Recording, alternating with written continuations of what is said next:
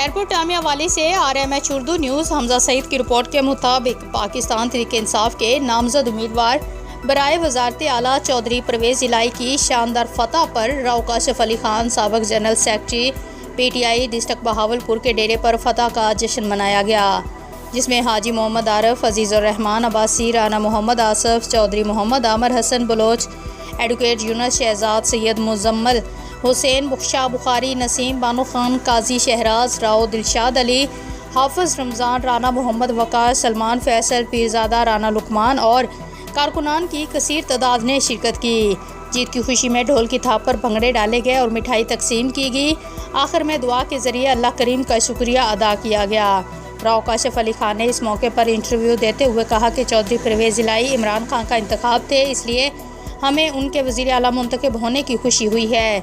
इस शानदार कामयाबी पर पूरी कौम को मुबारकबाद देता हूँ। इंशाअल्लाह इमरान खान एक बहुत बड़ी क़ुव्वत के साथ वापस आ रहे हैं। मुल्क के हालात बहुत जल्द बेहतर हो जाएंगे।